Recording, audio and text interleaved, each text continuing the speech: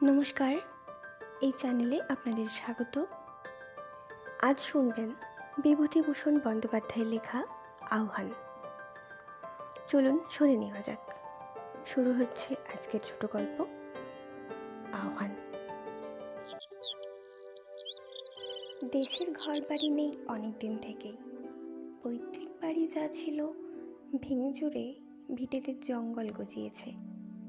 এ অবস্থায় একদিন গিয়েছি দেশে কিসের একটা ছুটিতে। গ্রামের চক্রবর্তী মশাই, বাবার পুরাতন বন্ধু, আমায় দেখে খুব খুশি হলেন। বললেন, কতকাল পরে বাবা, মনে পড়ল দেশের কথা। প্রণাম করে পায়ের ধুলো নিলাম। বললেন, এসো এসো, বেঁচে থাকো, দীর্ঘজীবী হও। বাড়িঘর করবে না? আগে সামান্য মাইনে পাই। তাতে কি, গ্রামের ছেলে গ্রামে বাস করবে, এতে আর সামান্য মাইনে বেশি মাইনে কি? আমি ঘর পাশ দিচ্ছি, ছালা ঘর তুলে ফেলো, মাঝে মাঝে যাতায়াত করো। আহা, নরেশের ছেলে, দেখেও সুখ। কদিনই বা আছি, বাস করো গায়ে। আর অনেকে এসে ধরলে অন্তত ঘরের ঘর একটা উঠাতে হবে। অনেকদিন পরে গ্রামে এসে লাগছে ভালোই। যাদের বাল্যকালে ছোট দেখে গিয়েছি তাদের আর চেনা যায় না। যাদের যুবক দেখে গিয়েছিলাম তারা হয়েছে বৃদ্ধ। বড় আম বাগানের মধ্য দিয়ে বাজারের দিকে যাচ্ছি। আম গাছের ছায়ায় একটি বৃদ্ধির চেহারা ভারতচন্দ্র বর্ণিত জড়তি বেশিনী অন্নপূর্ণার মতো। কোনো তফাৎ নেই। ডান হাতে নড়ি ঠুকঠুক করতে করতে বোধহয় বা বাজারের দিকেই চলেছে। বগলে একটা ছোট থলে। বুড়িকে দেখেই আমি দাঁড়িয়ে গেলাম। এ ধরনের বুড়িকে দেখে আমার বড় মায়া হয়। নারী রূপের এক অপূর্ব পরিণতি। জিজ্ঞেস করলাম, কোথায় যাবে? বাজারে বাবা। বুড়ি আমায় ভালো না দেখতে পেয়ে কিংবা চিনতে না পেরে ডান হাত উঁচিয়ে তালু আরভাবে চোখের উপর ধরলে। বললে, কে বাবা তুমি? চিনলাম না তো। চিনবে না, বাড়ুজ্জে পাড়ার নরেশ বাড়ুজ্জের ছেলে। আমি অনেকদিন গাঁয়ে আসিনি। তা হবে বাবা, আমি আগে তো এপাড়া ওপাড়া যাতাম আসতাম না। তিনি থাকতে অভাব ছিল না কোনো জিনিসের। গোলা পোড়া ধান, গোয়াল পোড়া গরু। তোমাকে তো চিনতে পারলাম না বুড়ি। আমায় তো তেনার নাম পড়তে নেই বাবা, করাতের কাজ করতেন। বলে জিজ্ঞাসু দৃষ্টিতে আমার দিকে চেয়ে থাকে, অর্থাৎ আমি চিনতে পেরেছি কিনা। কিন্তু আমার পক্ষে চেনা সম্ভব নয়। আমার বাল্যকালে কে এই গ্রামে করাতের কাজ করত তা আমার মনে থাকবার কথা নয়। বললাম, তোমার ছেলে আছে? কেউ নেই বাবা, কেউ নেই। এক নাত জামাই আছে, তো সে মোরে ভাত দেয় না। ওই আমার নাতনিকে রেখে মোর মেয়ে মারা যায়। আমার বড্ড কষ্ট, ভাত জোটে না সব দিন। বাজারে যাচ্ছি 3 পয়সার নুন কিনে আনবো, 2 কাটা চাল জোগাড় করেছি ওবেলা। বুড়িকে পকেট থেকে কিছু পয়সা বার করে দিলাম। ব্যাপারটা এখানেই চুকে যাবে ভেবেছিলাম, কিন্তু তা চুকলো না। উপরন্তু এই বুড়িকে কেন্দ্র করে আমার জীবনে এক অদ্ভুত অভিজ্ঞতার শুরু হলো। নিজের জীবনে না ঘটলে বিশ্বাস করতাম না এমন ঘটনা। পরের দিন সকালে ঘুম ভেঙে উঠেছি। এমন সময় কালকের সেই বুড়ি লাঠি ঠুকঠুক করতে করতে এসে হাজির উঠানে। থাকি এক জ্ঞাতি খুড়োর বাড়ি। তিনি বললেন, ও হলো করাতি স্ত্রী, অনেকদিন মরে গিয়েছে জমির, তোমাদের খুব ছেলেবেলায়। বুড়ি উঠোনে দাঁড়িয়ে ডাকলে, ও বাবা। সে বোধ হয় চোখে একটু কম দেখে। ও বয়সে সেটা অবশ্য তেমন আশ্চর্যই বা কি। বললাম, এই যে আমি এখানে। কাল পয়সা কটা পেয়ে ভাবলাম যাই দিনই বাউন পাড়ার দিকে। কে পয়সা দিলে চিনতেও পারলাম না, বিকেলবেলা চোখে ঠাওর পাইনি। আমার খুড়ো মশাই বুড়িকে বুঝিয়ে দিলেন আমি কে। সে উঠানের কাঁঠাল তলায় বসে আপন মনে খুব খানিকটা বকে উঠে গেল। তার যাবার সময় আরও 2-1টা পয়সা দিলাম। পরদিন কলকাতা থেকে চলে গেলাম। ছুটি ফুরিয়ে গেল। আমার জ্ঞাতি খুড়োকে কিছু টাকা দিয়ে এলাম আসবার সময় আমার জন্য ছোটোখাটো দেখে একটি খড়ের ঘর তুলে রাখবার জন্যে। কয়েক মাস পরে জ্যৈষ্ঠ মাসে গরমের ছুটিতে আমার সেই নতুন তৈরি খড়ের ঘরখানাতে এসে উঠলাম। কলকাতাতে কর্মব্যস্ত এই কমাসের মধ্যে বুড়িকে একবার মনেও পড়েনি, বা এখানে এসেও মনে হঠাৎ হয়তো হতো না যদি সে তার পরের দিনই সকালে আমার ঘরের নিচু দাওয়ায় এসে না বসে পড়ত। বললাম, কি বুড়ি, ভালো আছো? ময়লা ছেঁড়া কাপড়ের প্রান্ত থেকে গোটা কতক আম খুলে আমার সামনে মাটিতে রেখে বললে, আমার কি মরণ আছে রে বাবা? জিজ্ঞেস করলাম, ও আম কিসের? দন্তহীন মুখে একটু হাসবার চেষ্টা করে বললে, ও গোপাল আমার, তোর জন্য নিয়ে এলাম। গাছের আম বেশ মিষ্টি, খেয়ে দেখো এখন। আমি ওর সম্বোধনের নতুনত্বে কৌতুক অনুভব করলাম, কিন্তু কি জানি কেন বড় ভালো লাগলো। একটা ঘনিষ্ঠ আদরের সম্বোধন করার লোকের দেখা পাইনি বাল্যকালে মা পিসিমা মারা যাবার পর থেকে। প্রতিবেশিনীদের মধ্যে অত বেশি বয়সের স্ত্রীলোক কেউ নেই যে আমাকে গোপাল বলে ডাকে। বুড়ি বললে, খাও কোথায়? হ্যাঁ বাবা, খুড়োমশাইয়ের বাড়ি। বেশ যত্ন করে তো ওনারা? তা করে। দুধ পাচ্ছ ভালো? ঘুঁটি গোয়ালিনী দেয়, মন্দ না। ও বাবা, ওর দুধ অর্ধেক জল। দুধ খেতে পাচ্ছ না ভালো সে বুঝেছি। পরদিন সকাল হয়েছে সবে। বুড়ি দেখি উঠোনে এসে ডাকছে, অগোপাল। বিছানা ছেড়ে উঠে বললাম, আরে এত সকালে কি মনে করে? হাতে কি? বৃদ্ধা হাতের নুড়ি আমার দাওয়ার গায়ে ঠেস দিয়ে রেখে বললে, এক ঘটি দুধ আনলাম তোর জন্যে।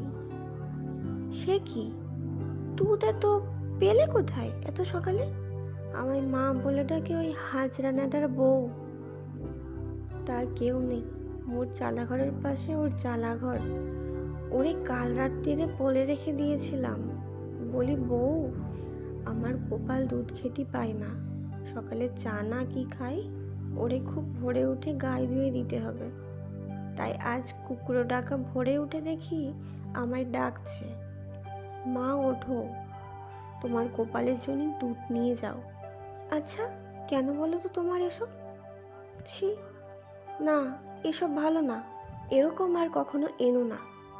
কত পয়সা দাম দিতে হবে বলো? কতটা দুধ? আমার গলার স্বর একটু রুক্ষ হয়ে উঠেছিল হয়তো, কারণ মুসলমানের বাড়ির দুধ আমাদের গ্রামে চলে না। কোন দিক থেকে দেখে ফেলবে এই ছিল আমার ভয়।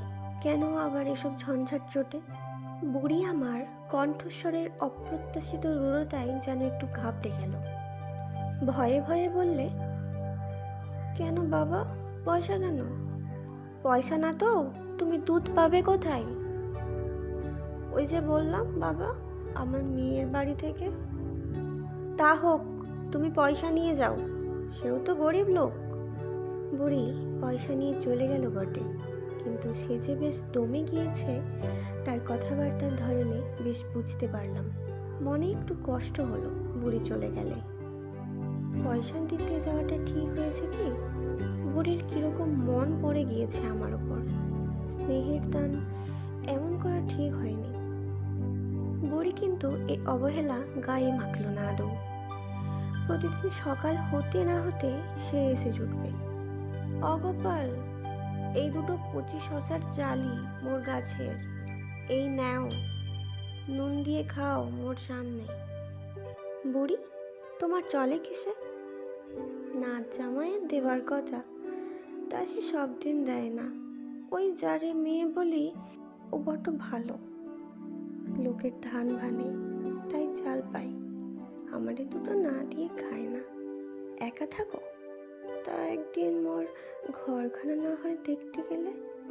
আমার গোপাল, আমি নতুন খাঁজুর পাতার চাটাই বুনে রেখে দিয়ে এলাম তোমারে বস্তি দেবার জন্যে। বাউনের ছেলে মোদের এঁটো কাঁটো মাদুরে কি বসবে, তাই বলি একটা নতুন চেটাই বুনে রাখি। যখন আসবে এখানেতেই বসবে। সেবার বুড়ির বাড়িতে আমার যাওয়া ঘটে উঠল না ওর এত আগ্রহ সত্ত্বেও। নানা দিকে ব্যস্ত থাকি, তার উপর আছে সমবয়সী বন্ধু বান্ধবদের দাবি। অনেকদিন পরে গ্রামে এসেছি তো, যে কদিন গ্রামে থাকি বুড়ি রোজ সকালে একবার আসতে ভুলবে না, কিছু না কিছু আনবেই। কখনো পাকা আম, কখনো পাতি লেবু, কখনো এক কড়া কাঁচকলা, কি এক ফালি কুমড়ো। 2 আনা 4 আনা প্রায়ই দিই। একদিন একখানা কাপড় দিলাম। একটা জিনিস লক্ষ্য করে আসছি, বুড়ি কোনোদিন আমার কাছে কিছু মুখ ফুটে চায়নি, কখনো বলেনি পয়সা দাও কি অমুক দাও, বরং তার উল্টো, শুধু হাতে কখনো আসে না। একবার কলকাতা থেকে কয়েকটি বন্ধু গেলেন দেখা করতে। গ্রামে এত সকালে কেউ উনুন ধরায়নি। বুড়ি লাঠি ঠুক ঠুক করতে করতে এসে হাজির। বাইরে দাঁড়িয়ে ডাক দিল, অমর গোপাল। হঠাৎ আমার লজ্জা করতে লাগলো। কলকাতার বন্ধু বান্ধবদের সামনে ও আজ না এলেই পারত। ছাই, ভালো বিপদ। অমর গোপাল, ঘরে আছিস নাকি? ঈষৎ বিরক্তির স্বরেই উত্তর দিলাম, হ্যাঁ, কেন? এই এলাম, বলি যাই গোপালকে দেখে আসি একবার। বন্ধুদের মধ্যে একজন জিজ্ঞাসা করলেন, ও কে হে? চাপা দেবার চেষ্টায় বললাম, ও এমনি গায়ের লোক। আর একজন বললে, তোমার ডাকনাম কি গোপাল নাকি হে গ্রামে? হ্যাঁ, না এই। বুড়ি বললে, কাল রাত্রি নাকি গরম পড়লো। গোপাল, ঘুমোতে পেরিলি কাল? ওই চোখ বুঝিনি সারা রাত। বেশ করনি, ভালো বিপদেই পড়া গেল যে সকালবেলা। আজ না এলে কি চলতো না বুড়ির? বন্ধুটি পুনরায় বললে, ও গোপাল বলছে কাকে হে? ইয়ে, হ্যাঁ, আমাকেই বলছে। কথা শেষ করে ঈষৎ হেসে মাথার দিকে 2টি আঙুল দেখিয়ে ইঙ্গিত করে বললাম, মাথাটা একটু। বন্ধুটি বললেন, ও। কথা অনুযায়ী কাজের সামঞ্জস্য রাখতে গিয়ে বুড়ির দিকে চেয়ে যেমন সুরে লোকে দুর্দান্ত পাগলকে সান্ত্বনা দেবার ও স্তব বাক্য প্রয়োগ করার চেষ্টা করে, তেমনই সুরে বলি, আজ যাও, বড্ড ব্যস্ত আছি বুঝলে। কলকাতার বন্ধুরা সব এসেছেন। হ্যাঁ। ফল সুবিধাজনক হলো না। বুড়ি একগাল হেসে বললে, আজ কি এনেছি বলো দেখি গোপাল? এই দেখো। এতক্ষণ টের পাইনি যে বুড়ি তার পিছন দিকের একটা ময়লা কাপড়ের পুঁটুলি লুকিয়ে রেখেছে। সেটা সামনের দিকে খুলতে খুলতে বললে, সেই যে মেয়েটা মোরে মা বলে, সে 2টো চিড়ে কুটলো। আমি বললাম, ও কি করছিস? ও বললে, কামিনী সরু ধানের ভালো চিড়ে, তোমার গোপালের জন্যই 2টো নিয়ে যেও এখন, কাল বেলা। আমার মনটা বড্ড খুশি হলো। তা সেও আসছে, সেও তোমারে দেখতে চাই। বড্ড দুঃখী কাঙাল মেয়েটা, ধান ভেনে চিড়ে কুটে একরকম করে জ্বালাচ্ছে। একা আরামে রক্ষা নেই। বুড়ির কথা শেষ হতে দেখি একটা আধফর্সা মধ্যবয়সী স্ত্রীলোক অদূরে আমতলার এদিকেই আসছে। আরও বিপদে পড়লাম, এই জন্যে যে ঠিক সেই সময় আমার জ্ঞাতি খুড়মশাইকেও এদিকে আসতে দেখা গেল। সর্বনাশ! তার বাড়িতে আমার খাওয়া দাওয়ার ব্যবস্থা, আর তিনি যদি জানতে পারেন যে এদের হাতে তৈরি চিড়ে বা খাবার জিনিস আমি খাই, তাহলেই তো এ পাড়া গায়ে আমার হয়েছে। চিড়ে যে ওরা আজই প্রথম এনেছে, এ কথা কি তিনি বিশ্বাস করবেন? আজ দুধ, কাল চিড়ে। রুক্ষ সুরেই বললাম, এখন যাও না, দেখছো না ব্যস্ত আছি। চিড়ে কটা নেবার একটা কিছু দাও বাবা। ওসব এখন নিয়ে যাও। হ্যাঁ, পরে হবে, এখন যাও। বুড়ি একটু অবাক হয়ে বললে, তা চিড়ে কটা? খুড়োমশাই প্রায় এসে পড়েছেন দাওয়ার ধারে। হাত নেড়ে নেড়ে ফেলবার ভঙ্গিতে বুড়ির দিকে চেয়ে বলি, আহ, নিয়ে যাও না, ভালো জ্বালা। খুড়োমশাই বললেন, কি ওতে? কি বলছে জমির স্ত্রী? কিছু না, বিক্রি করতে এসেছে, যাও এখন। ভগবান জানেন বুড়ি আমার কাছে চিড়ের বদলে পয়সা নিতে আসেনি। খুড়োমশাই বললেন, তোমার এখানে ওর বড্ড যাতায়াত। কথাটা চাপা দেবার জন্য বললাম, আমার এই বন্ধুরা একদিন মাছ ধরবার কথা বলছিলেন, তা ভাদুড়েদের পুকুরে কি সুবিধে হবে? পুনরায় গ্রামে এলাম মাস 5-6 পরে, আশ্বিন মাসের শেষে। অনেকদিন পরে ঘরে বসে আছি। বাইরের উঠোনে দাঁড়িয়ে কে ক্ষীণ নারী কণ্ঠে জিজ্ঞেস করলে, বাবু ঘরে আছেন গা? বাইরে এসে দেখি গত জ্যৈষ্ঠ মাসে যাকে বুড়ির সঙ্গে দেখেছিলাম সেই মধ্যবয়সী স্ত্রীলোকটি। আমায় দেখে সলজ্জভাবে মাথার কাপড়টা আর একটু টেনে দেবার চেষ্টা করে সে বললে, বাবু কবে এসেছেন? দিন 5-6 হলো। কেন? আমিও তাই শুনলাম, বলি একবার যাই। আমার সেই মা পাঠিয়ে দিলে, বললে দেখে এসো গিয়ে। কে?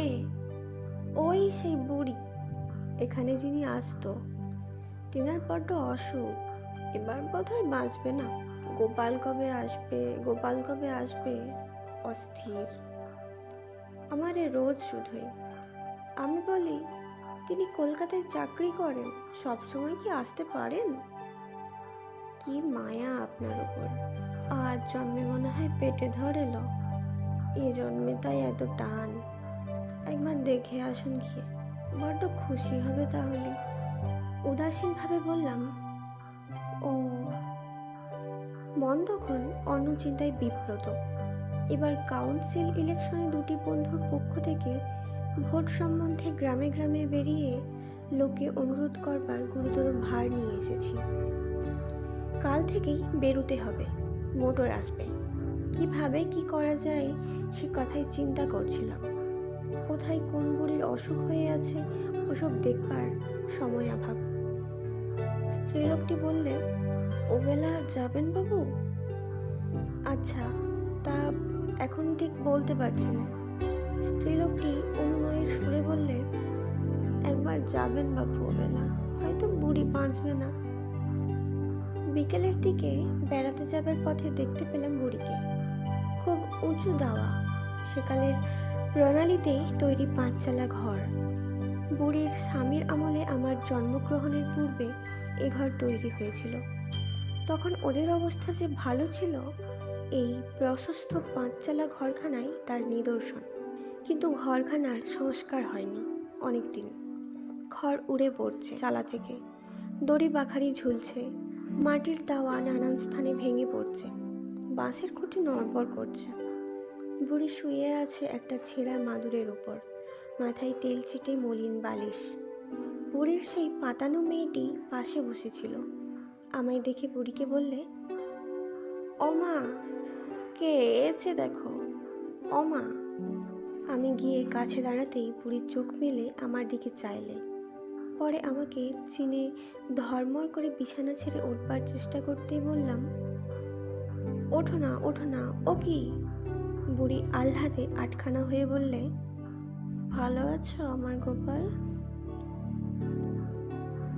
বসতে দে গোপালকে, বসতে দে গোপালকে, বসতে দে। বসবার দরকার নেই, ব্যস্ত হয়ে না, থাক। ওখানে কেন দিচ্ছিস? গোপালের ওই খাজুরের চটখানা পেতে দে। পরে ঠিক যেন আপনার মা পিসিমার মতো অনুযোগের সুরে বলতে লাগলো, তোর জন্য খাজুরের চটখানা কতদিন আগে বুনে রেখেলাম, ওখানা পুরনো হয়ে ভেঙে যাচ্ছে। তুমি একদিনও এলে না গোপাল, অসুখ হয়েছে তাও দেখতে আসো না। আমি বললাম, আচ্ছা, চুপ করে শুয়ে থাকো, ব্যস্ত হয়ে না। ইতিমধ্যে পাড়ার অনেক লোক এসে জড়ো হলো আমি এসেছি দেখে। কেউ কেউ বললে, বুড়ি কেবল আপনার কথা বলে বাবু, আপনাকে দেখবার বড় ইচ্ছে। বুড়ি বোধহয় এবার আর বাঁচবে না। বুড়ির দু চোখ বেয়ে জল পড়ছে গড়িয়ে। আমায় বললে, গোপাল, যদি মরি আমার কাফনের কাপড় তুই কিনে দিস। পাশের লোককে জিজ্ঞেস করলাম, সে কি? জানেন না বাবু, মাটি দেবার সময় নতুন কাপড় কিনে পরিয়ে দিতে হয়। ও, বুঝেছি। আমাকে পেয়ে বুড়ি খুশি হয়েছে, কত কি বলতে লাগলো। ওর নাচ জামাই লোক কেমন খারাপ, এমন যে অসুখ একবার চক্ষু দিয়ে দেখেও যায় না। ঘর তার 10 বছর খড় পড়েনি চালে, পচে গলে গিয়েছে পুরনো খড়। নাচ জামাই কি বলেছিল? সে জবাব দিয়েছে, অত বড় হাতি ঘর আমি ছাইতে পারবো না, পাশে একটা ছোট কুঁড়ে ঘর পেতে থাকো। বুড়ি চোখের জল মুছে বলে, তা থাকতে পারি। হ্যাঁ বাবা, কি লোকের পরিবার আমি, আজই না হয় কপাল পড়েছে, তা বলে কুঁড়ে ঘরে থাকতে পারি মুই? সান্ত্বনা দেবার সুরে বললাম, কথা ঠিকই তো। বলো তুমি গোপাল। ঘাড় নেড়ে বলি, সত্যি তো। আজও সেই চালাঘর, সেই ম্লান সন্ধ্যা, ছেঁড়া মাদুরে শোয়া আমার বুড়িকে মনে পড়ে। ছেঁচতলায় শীর্ণ লাউ গাছ, পেছনে কয়েক ঝাড় বাঁশ, এক আধটা খেকি কুকুরের আওয়াজ বাড়ায়। শান্ত ছায়া নেমে এসেছে সামনের সারা উঠোনটাতে। কতগুলো মেয়ে পুরুষ খেতে এসে দাওয়ার ছেঁচতলায় দাঁড়িয়ে আছে। আসবার সময় বুড়ির পাতানো মেয়েটির হাতে কিছু দিয়ে এলাম, পথ্য ও ফলের জন্যে। হয়তো আর বেশি দিন বাঁচবে না, এই অসুখ থেকে উঠবে না। বুড়ি কিন্তু সে যাত্রা সেরে উঠল, দিব্যি সেরে উঠল। আমি কলকাতায় চলে যাওয়ার আগে 2-1 বার আমার কাছে লাঠি ধরে ধরে গেল। বসে বসে আপনার মনে কত কি বকে, তারপর চলে আসে। বছর 2 কাটল। এই 2 বছরের মধ্যে যখনই গিয়েছি গ্রামে, বুড়ি এসে বসে, কিছু না কিছু নিয়ে আসবেই। অসুখটা থেকে উঠে বড় দুর্বল হয়ে পড়েছিল। সে দুর্বলতা ওর আর সারল না। আমি বলতাম, কেন আসো রোজ রোজ অত দূর থেকে? এই পাকানোনাটা ভাবলাম গোপালের দিয়ে আসি। তা হোক, তুমি কষ্ট করে এসো না এরকম।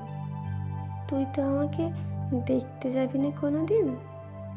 সময় পেলেই যাব, এখন বাড়ি যাও। কখনো বুড়ি বলতো, অগোপাল, তুই বিয়ে করলি না কেন? মেয়ে পাওয়া যায় না, তাছাড়া বয়স হয়ে গিয়েছে। কিছু বয়স হয়নি, কাঁচা ছেলে তোমরা। আমার বয়স তখন 40। বেশ, ওই মুখুজ্জেদের বাড়ি একটা বড় মেয়ে আছে, তোমার সঙ্গে মিল হবে, বলে দেখবানি ওদের। আমার ঘটকালি করবার লোকের যখন দরকার হবে তখন তোমায় ডেকে পাঠাবো, এখন যাও। কিন্তু বুড়ি আমার কথা শোনে না। একদিন মুখুজ্জে বাড়ির নুরু আমায় ডেকে বললে, ও হে, একটা কথা বলি। আজ জমির করাতির বউ বুড়ি বাড়ির মেয়েদের কাছে গিয়ে বলছে কি, গোপালের সঙ্গে তোমাদের পুটির বিয়ে দাও। মেয়েরা তো অবাক, গোপালকে, শেষে জানা গেল তুমি। ওরা তো শুনে আশ্চর্য। তা তুমি কিছু বুড়িকে বলেছিলে নাকি এ সম্বন্ধে? আমি নিজেকে নিতান্তই বিপন্ন ও অসহায় বোধ করলাম। বললাম, সে কি কথা, কখনো না। তুমি বিশ্বাস করো? না না, বিশ্বাস অবশ্যই করিনি। যাই হোক, যদি কিছু করেও থাকো বুড়িকে বারণ করে দেবে, আর না বলে। গ্রাম ভালো নয়, ও নিয়ে মেয়েটার নামে একটা কথাকথি যদি হয়। নিশ্চয়ই তুমি বিশ্বাস করো ভাই, আমি এর বিন্দু বিসর্গ জানি নে। বুড়ি তার পরদিন যেমন সকালে এসেছে বকলু মুখে। কে তাকে এসব কাণ্ড করতে বলেছে? ঘটকালি করতে ডেকেছিল কেউ তাকে? গায়ে এই নিয়ে শেষে একটা কথা উঠবে, পাড়া গাঁ জায়গাটা খারাপ, তুমি বাবু এখানে আর এসো না। বুড়ি ফ্যাল ফ্যাল চোখে চেয়ে বললে, বকিস নে অগোপাল, মোরে বকিস নে। তা তুই ওই মেয়েটারে বিয়ে না করিস, অন্য কোনো মেয়ে বিয়ে কর, মুটিরে তোর পছন্দ হয়নি না? ধমকে উঠে বললাম, আবার ওইসব কথা? নিতান্ত সরলা সেকেলে বুড়ি, কিছু বোঝেও না। সত্যি এই ঘটনাটা নিয়ে গ্রামে একটু কথাবার্তার সৃষ্টি হলো। বুড়ির ওপর খুব চোটে সকালবেলাটা আর ঘরেই থাকিনি, পাছে বুড়ি এসে জ্বালাতন করে। 10-12 দিন পরে একদিন দুপুরে ঘুমিয়ে উঠেছি, বাইরে বুড়ির গলা শোনা গেল। অমর গোপাল। ঘর থেকে বেরিয়ে এসে বললাম, কি আবার এসেছো কেন এখানে? একটা বাতাবি লেবু নিয়ে এলাম তোর জন্য। দরকার নেই বাতাবি লেবুতে, যাও এখন। বিরক্তি নিতান্ত অকারণ নয়। মাত্র 4-5 দিন আগে মুখুজ্জে বাড়ির ঘটনা নিয়ে আমার জ্ঞাতি খুড়ো আমায় দু কথা শুনিয়ে দিয়েছেন। বছরখানেক আর গ্রামে যায়নি এরপরে, বোধ হয় 1.5 বছরও হতে পারে। একবার শেষ শরতে পুজোর ছুটির পর কাশি থেকে বেরিয়ে ফিরে কলকাতায় এসে দেখি তখনও দিন 2 হাতে আছে। গ্রামে গেলাম এই 2 দিন কাটাতে। গ্রামে ঢুকতেই প্রথমে দেখা পরশু সর্দারের বউ দিগম্বরীর সঙ্গে। দিগম্বরী অবাক হয়ে বললে, ও মা, আজই তুমি এলে বাবা ঠাকুর? সে বুড়ি যে কাল রাতে মারা গিয়েছে, তোমার নাম করলে বড্ড। ওর সেই পাতানো মেয়ে আজ সকালে বলছিল। আমি এসেছি শুনে বুড়ির নাচ জামাই দেখা করতে এলো। বাবু এসেছেন, সাহায্য করুন, কাফনের কাপড় কিনতি, যা দাম কাপড় চোপড়ের।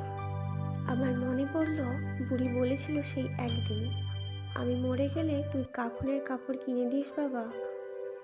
ওর স্নেহাতুর আত্মা বহুদূর বারাণসী থেকে আমায় কিভাবে আহ্বান করে এনেছে। আমার মন হয়তো ওর ডাক এবার আর তাচ্ছিল্য করতে পারেনি। কাপড় কিনবার টাকা দিলাম। নাচ জামাই বলে গেল, মাটি দেবার সময় একবার যাবেন বাবু, বেলা 12টা আন্দাজ যাবেন। শরতের কটুতিক্ত গন্ধ ওটা বঞ্চ ও মাকাল্লতা দোলানো একটা প্রাচীন তিত্তিরাজ গাছের তলায় বৃদ্ধাকে কবর দেয়া হচ্ছে। আমি গিয়ে বসলাম। আব্দুল শুকুর মিয়া নমর আমাদের সঙ্গে পড়তো আব্বেদ আলী, তার ছেলে গনি, এরা সকলেই গাছের ছায়ায় বসে। প্রবীণ শুকুর মিয়া আমায় দেখে বললে, এই যে বাবা ঠাকুর, এসো, তামুক খাবা? পুরের মাটি দেবার দিন তুমি কোন থেকে এলে? তুমি তো জানতে না তোমায় যে বড্ড ভালোবাসতো বুড়ি। তোমার কাছে কাফনের কাপড় নিয়ে তবে ওর মহাপ্রাণীটা ঠান্ডা হলো। খাও তামুক। একটি গরুর গাড়ির পুরনো কাঠামোর উপর বৃদ্ধাকে কাঁথামুড়ি দিয়ে শুইয়ে রেখেছে। 2জন জোয়ান ছেলে কবর খুঁড়ছে। কবর দেওয়ার পর সকলে এক এক কোদাল মাটি দিলে কবরের ওপর। শুকুর মিয়া বললে, দেও বাবা ঠাকুর, তুমিও দাও, তুমি দিলে মহাপ্রাণী ঠান্ডা হবে। দিলাম 1 কোদাল মাটি। সঙ্গে সঙ্গে মনে হলো ও বেঁচে থাকলে বলে উঠত, অমর গোপাল।